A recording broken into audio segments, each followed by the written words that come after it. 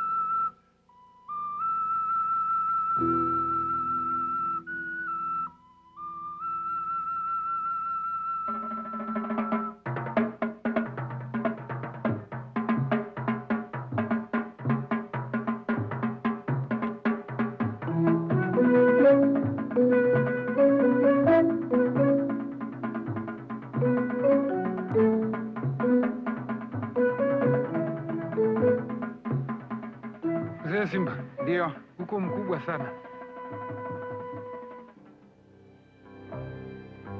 Ndio, kabisa, Mzee Simba. In the Swahili language of East Africa, Masai Simba is a term of great compliment. It means the honorable or distinguished old lion. It's a phrase to describe that most magnificent of animals, the king of beasts.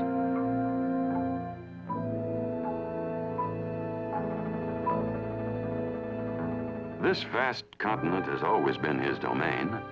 In fact, according to Swahili legend, the lion's roar is said to say, Inchi hi yangu, yangu, yangu. It means, this land is mine, mine, mine.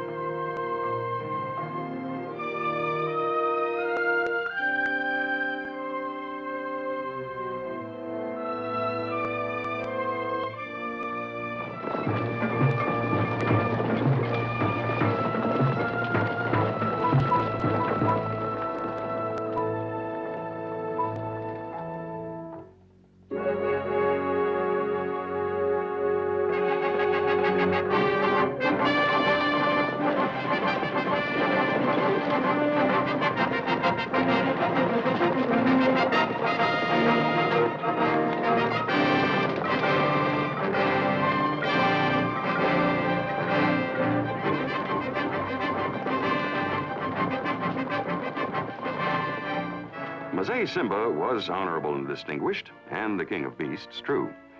But that had all been once upon a time. Now, unfortunately, he was something less than that.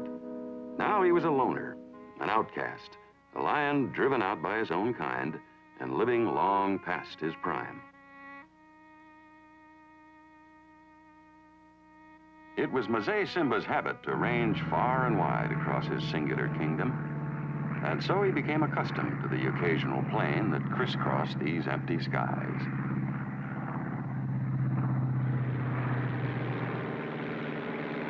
Some hours later, this one settled to earth at a place called Malaga Station, hardly more than a dot on the map in the middle of nowhere.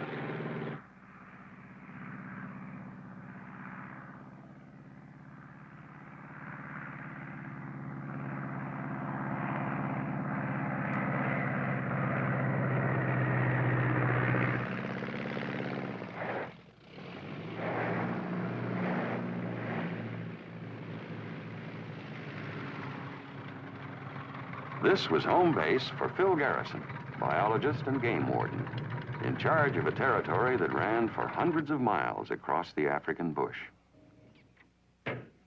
His helper and companion was a dog named Smokey, Phil's constant company on the long, lonely trips over the trackless backcountry.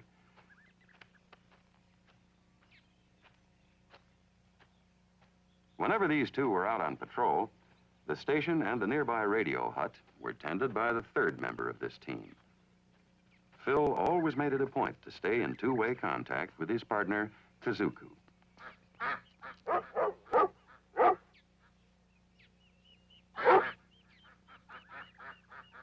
Come on, Smokey. Come on, boy.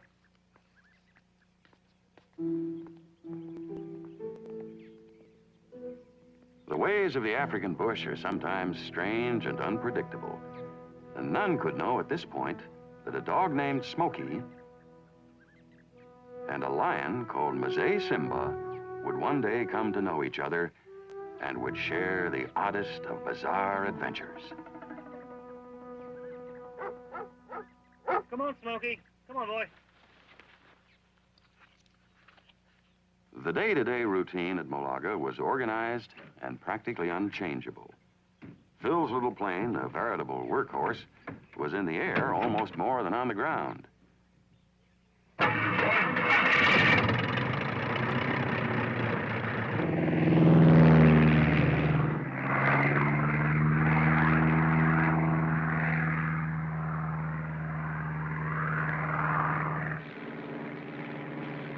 Part of a warden's work was taking game counts, checking on migrations of the herds, and surveying water holes and range conditions. And Smokey, for his part, was almost as good at spotting game as Phil himself.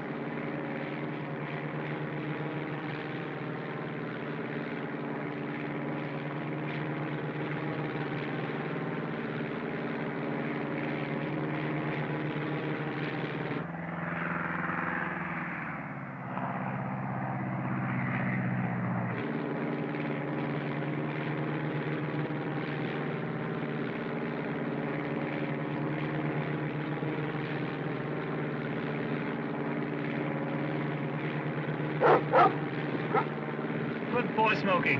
A buffalo crossing.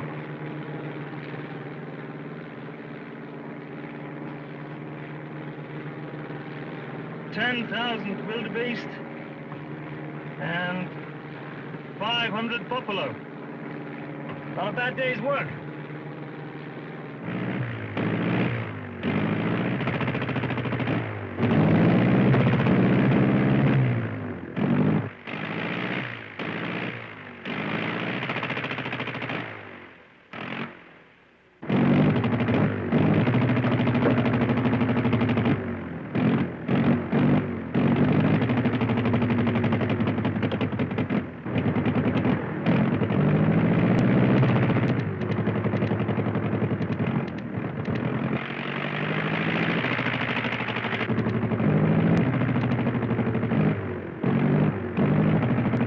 Mayday, mayday.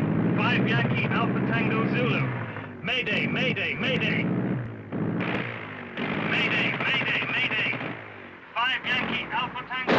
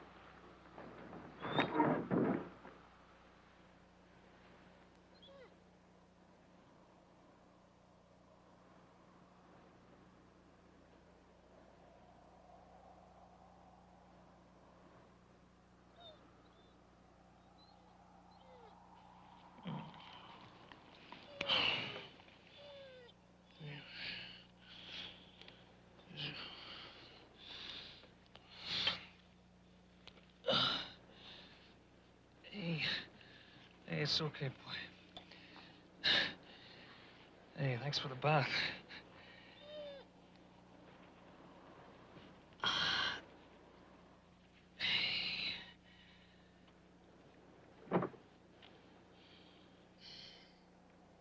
It feels broken, old boy. Or at least badly bent. Now,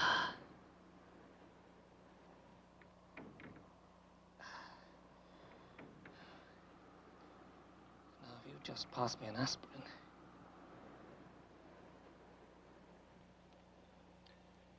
Plane's hopeless. It's a write-off.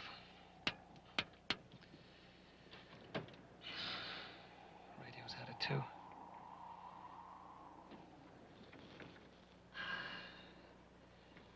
A local friendly paramedic is not likely to come dropping in. Although I see we've been spotted by sympathetic eyes. Hmm?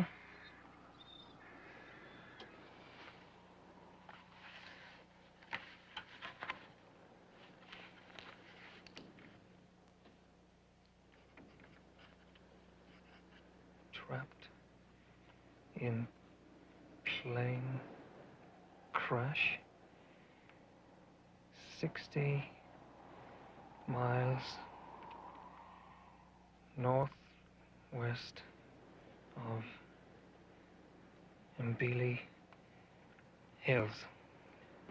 Leg broken. Need help.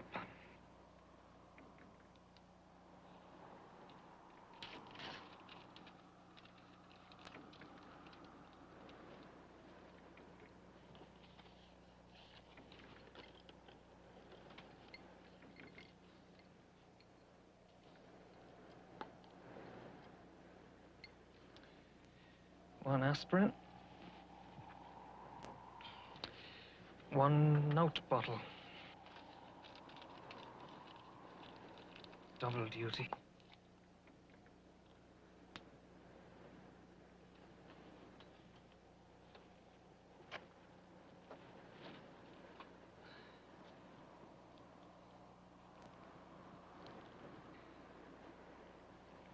Here, boy.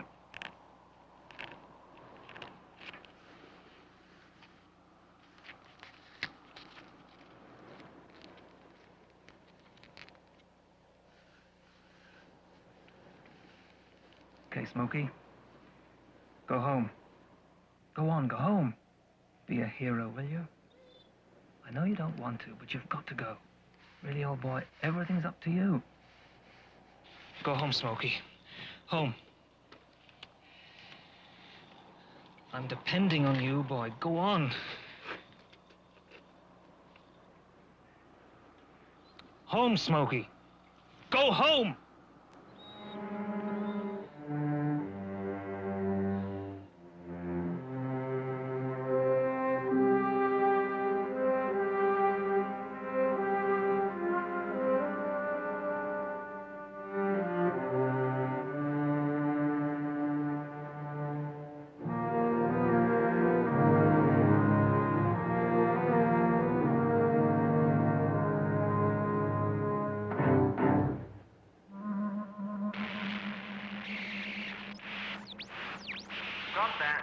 Understand you still haven't heard from him. Over. Malaga back to Nairobi. Roger. That is affirmative. No word. Over. Nairobi to Malaga. He was due before dark last night. Game counting over northeast Mara. He must be down somewhere between Malaga and the Mara River. Hello, Malaga. This is Nairobi. We are receiving you loud and clear. We have already notified all traffic, and a search plane has been in the air since dawn. Over. Roger, Nairobi. Thank you. Asante. Somewhere between Malaga and the Mara River. That's about 1,000 square miles, the most rugged country in Kenya.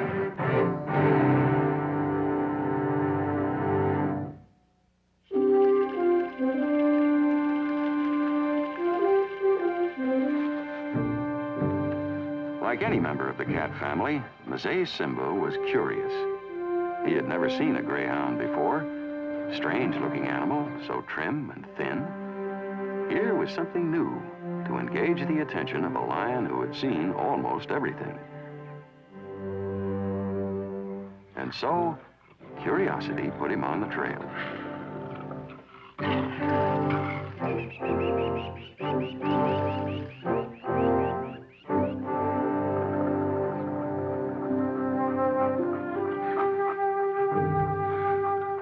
Smokey, of course, couldn't know what the lion had in mind, but the possibilities seemed frightening. This was no time to figure out puzzles. Smokey decided he'd best take cover.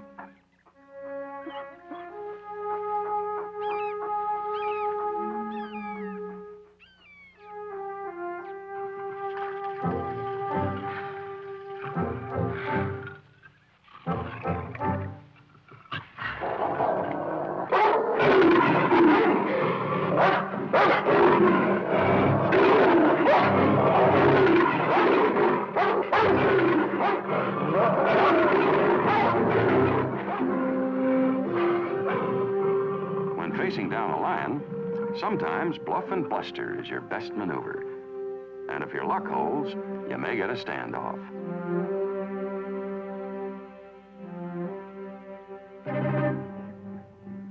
Suddenly, a stray rabbit broke the impasse and unwittingly set in motion a strange series of events.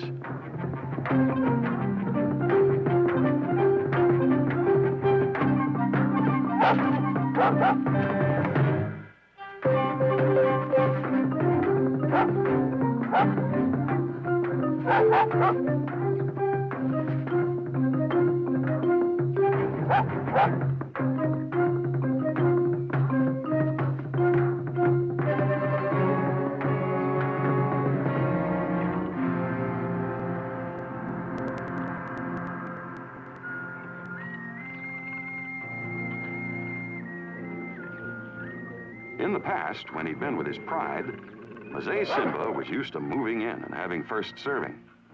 Now, reverting to his sense of authority, he took it for granted that the rabbit was for him.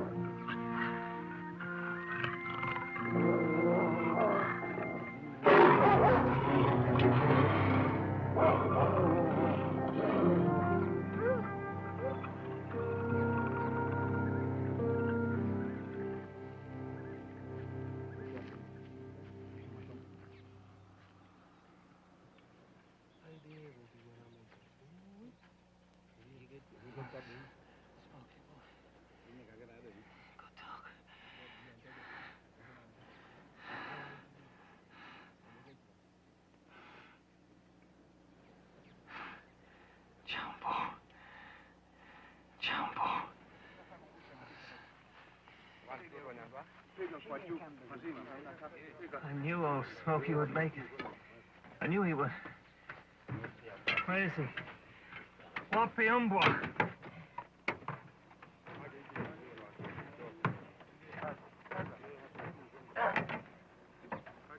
Smokey? My dog. Wapiumbwa. He led you here. Where is he?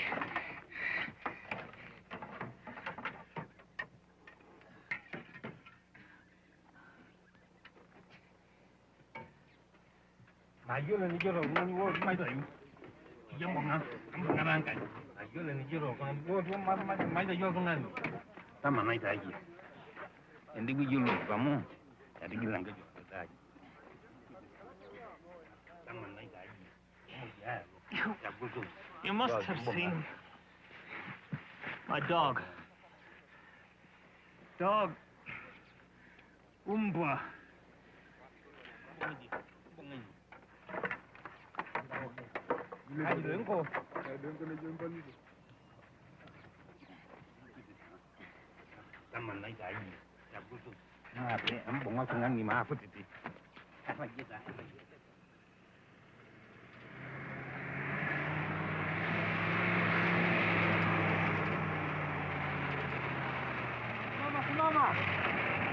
Mama. Hello.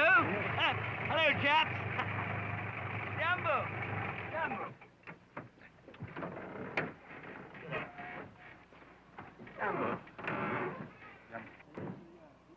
God, what have we here? My dog. Umboa. Poor chap's in a frightful mess. Had a jolly good bashing, hasn't he? Eh? Well, better get him aboard on old Miss Rust Bucket here. Saidia, lete ye hapa. Come on, let's go.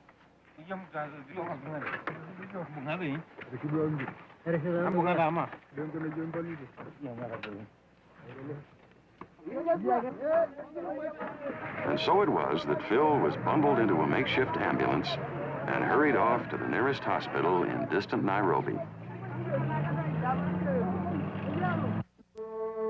Meanwhile, another strange journey continued.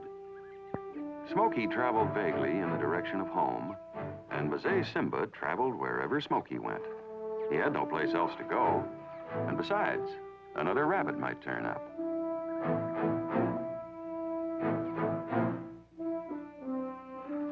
Meals for these two were strictly catch as catch can. Not much there to satisfy a ravenous appetite. Then the old lion spied something more interesting. Some hyenas at their kill.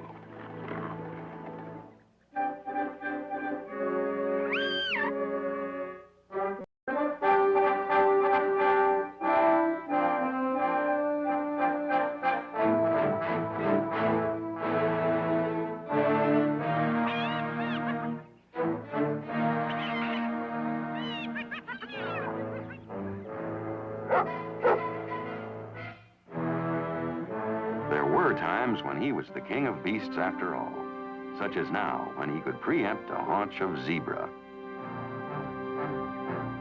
A lion is accustomed to taking what he wants, and the hyenas understood this as well as any.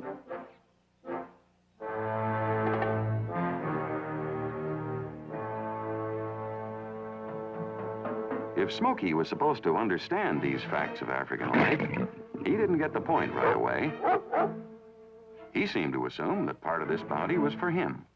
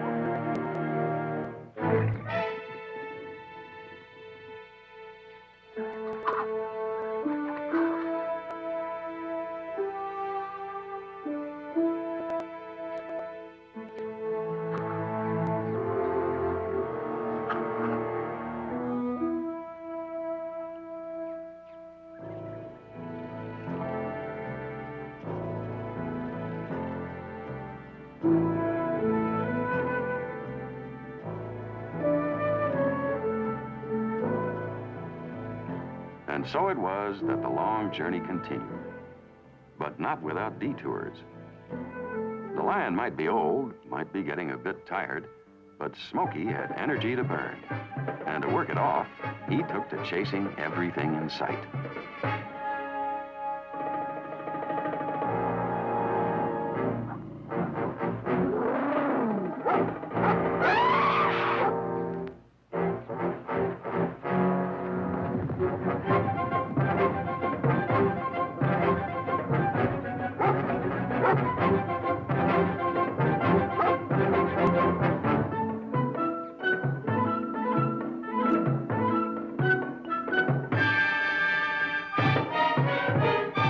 Smokey seemed to feel he was the fastest animal on Earth, and in a way he was. Until the day he found the tables turned, and he was the one being chased by a cheetah, that fastest of all African creatures.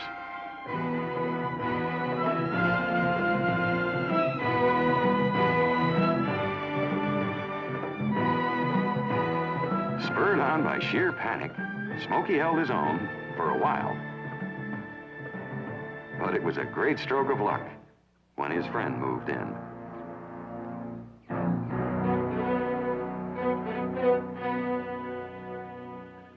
man has only to appear to be in charge.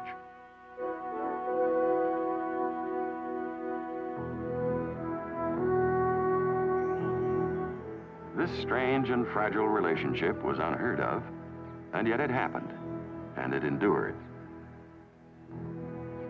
Smokey seemed to fill a gap in the old lion's life. He became the family the lion didn't have, and he brought the warmth of companionship. For his part, Masai Simba turned out to be protector and escort. And so, mutually satisfied, the two animals traveled on, each looking out for the other.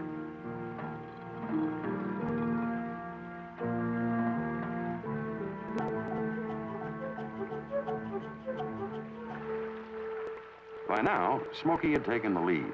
He was still trying to get home.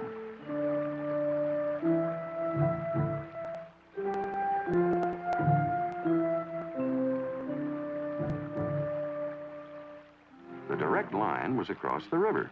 A simple enough maneuver, it would seem. To do so, you simply wade from one bank to the other. However, dogs like water, cats don't, and lions least of all. Impatient to move on, Smokey couldn't understand why his pal should take so long. Reason enough, of course. Masai Simba hated to get even his toes damp.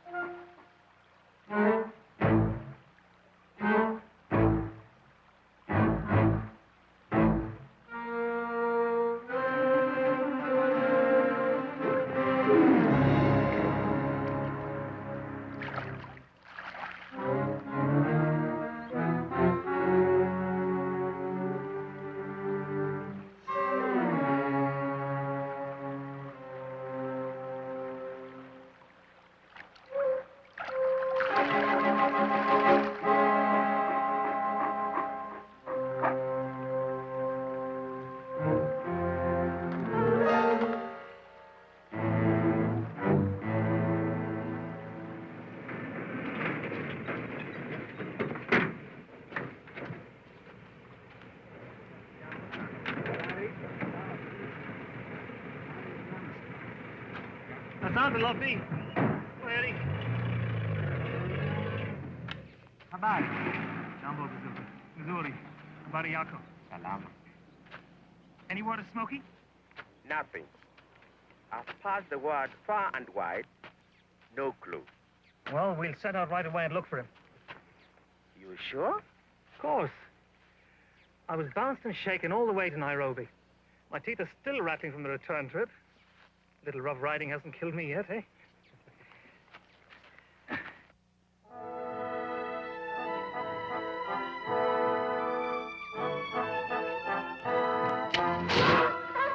Almost before he knew it, Smokey had stepped into a hunter's hidden snare. Masai Simba, of course, was free to move on, yet he chose not to. This friendship had grown strong and supportive.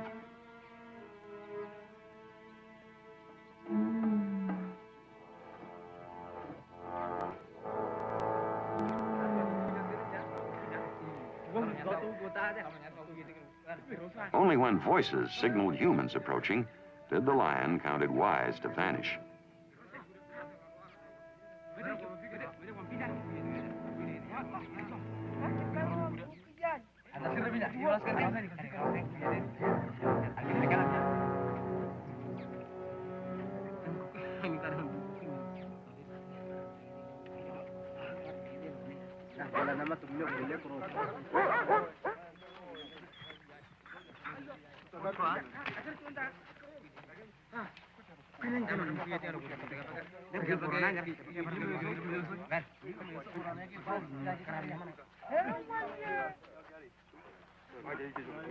The hunters had never seen a greyhound before, but they recognized his potential immediately. Such a dog as this, with a fine muzzle and long, sharp teeth, with such a lean and lanky build, was obviously bred for speed and hunting. He was a catch well worth keeping, a fine addition to their own pack of dogs.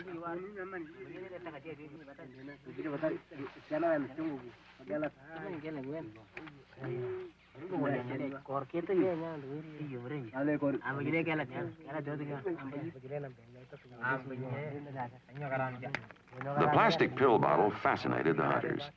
It was different, a manufactured article from the domain of modern technology so far removed from their own world. They admired its slick surface and its gleaming color.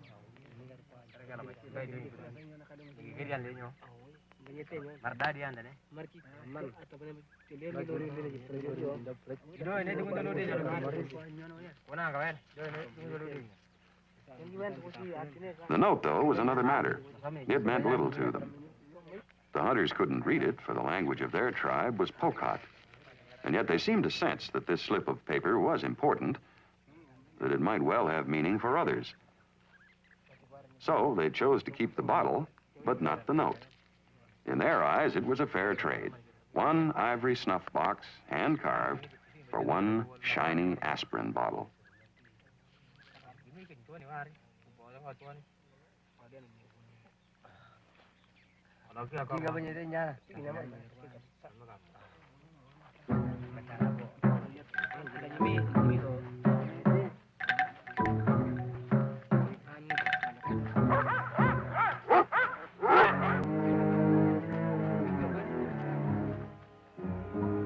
Masai Simba, it seemed, had not deserted his friend.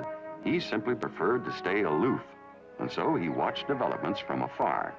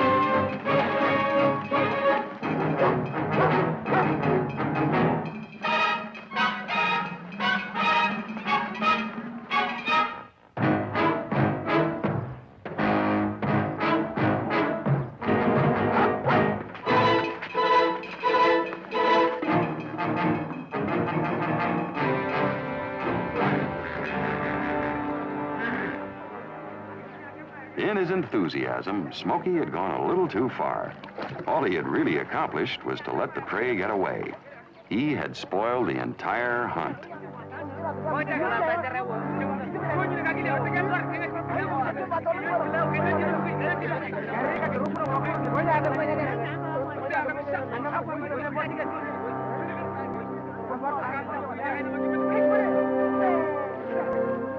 Roughly translated, what the warriors were saying was, that dumb dog, maybe we ought to kill him instead.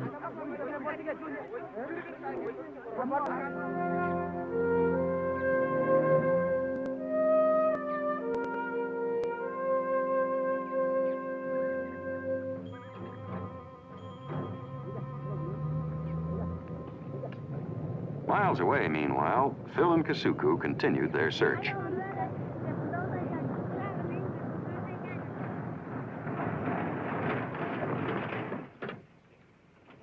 Habari. Nasema Lukoye. Asante.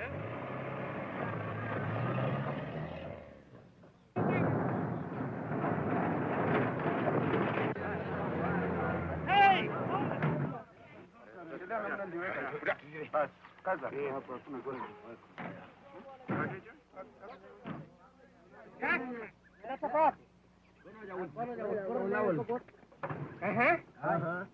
Ndio. Na hii ni nini? Hii ni gift yangu. Ambaye humbo aliiba nyama yangu. It was Smokey, all right. They caught him in a snare, but he ran away.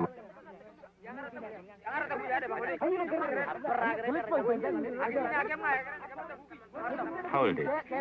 Now wait a minute. He said your dog lost up a major hunt. Well, where is he? They don't know. I guess they wish they did. They would have killed him.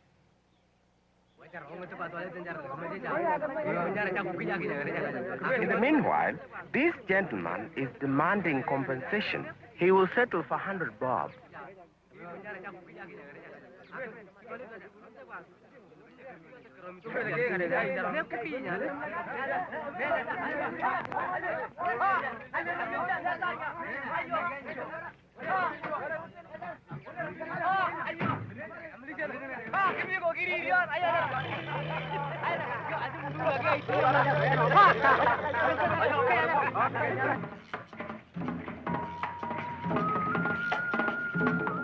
After many a weary mile, Phil decided to turn back.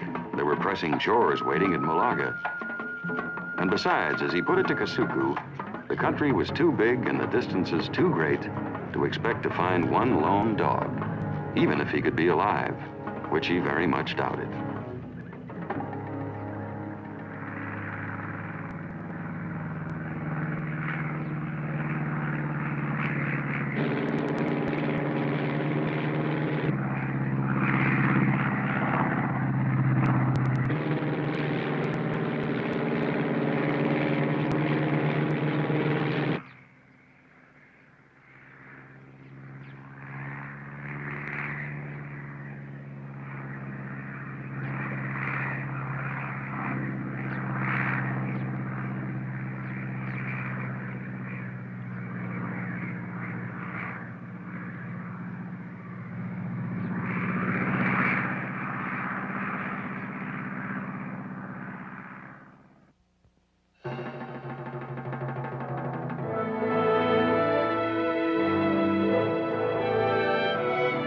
Smokey and Masai Simba had come a long way together. Somehow, their shared adventures had brought them closer than ever. They had come to trust each other, to work well as a team, and by now they seemed to enjoy each other's company.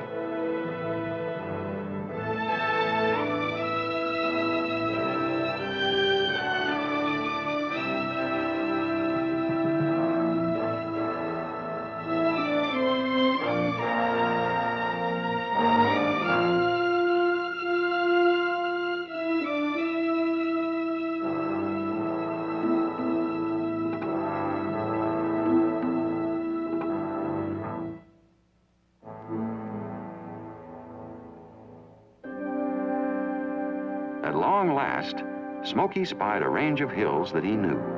The familiar landmark told him he was nearing home.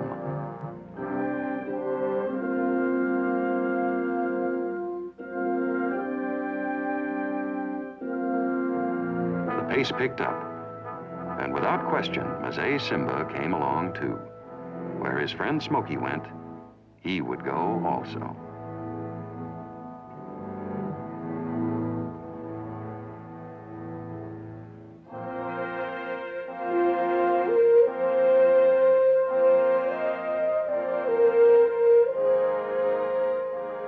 But now, Smokey's habit of chasing everything that moved was about to get him into trouble.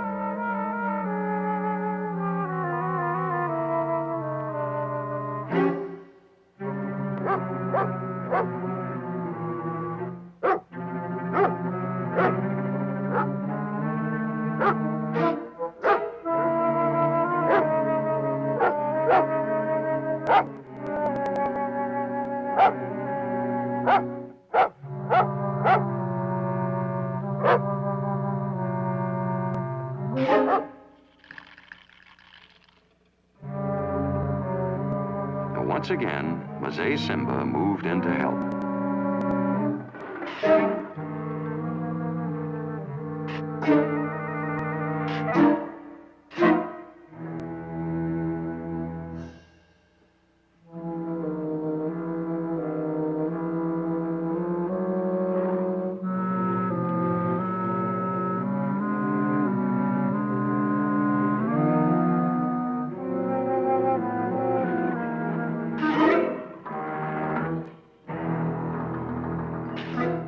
The cobra struck wildly, then a hit.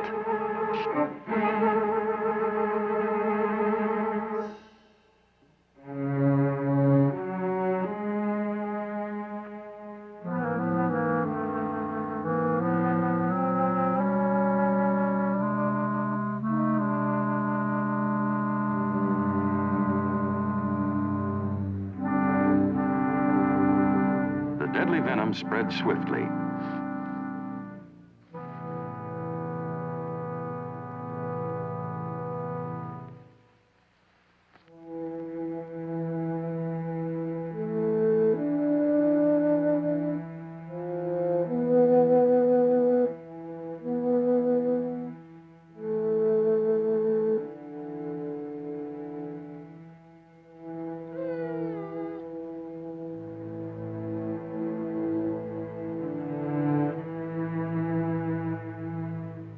The dog couldn't understand what was happening. It seemed a strange time to stop for a rest so near to home.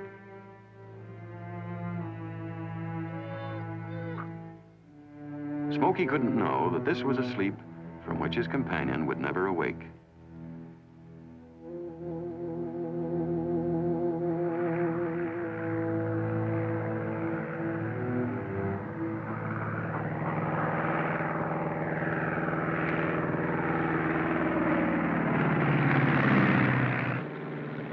Back to Malaga.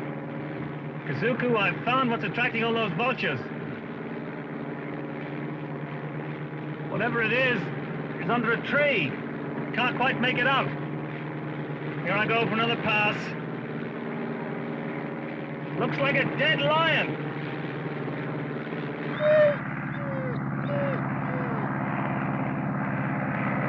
Kasuku, you won't believe this.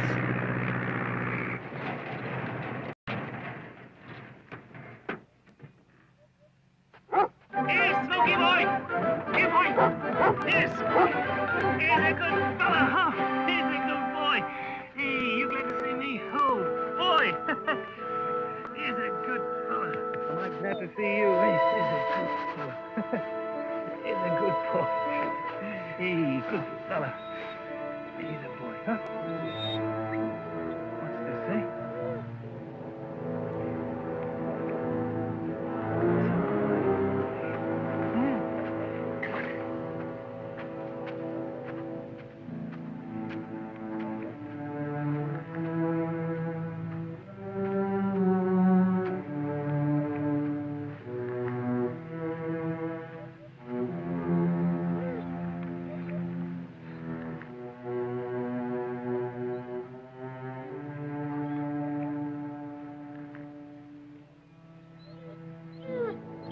Strange. He doesn't want to leave that old Simba to those. Somehow.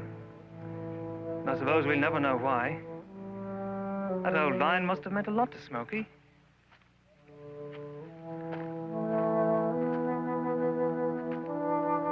Here, Smokey. Come on, boy.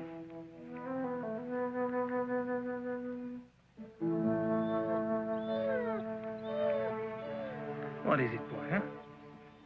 Who was he? What does it mean?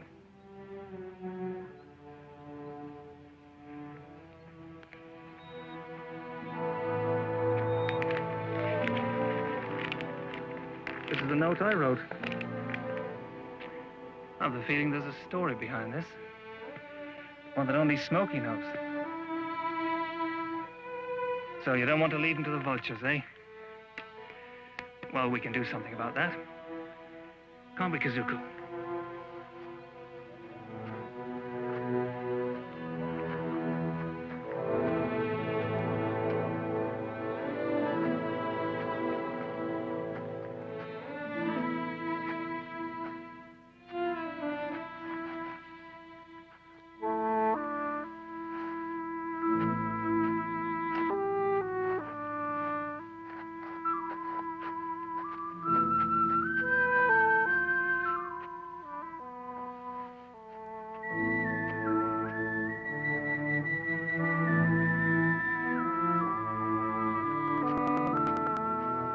In the days that followed, Phil and Kasuku never did learn the truth.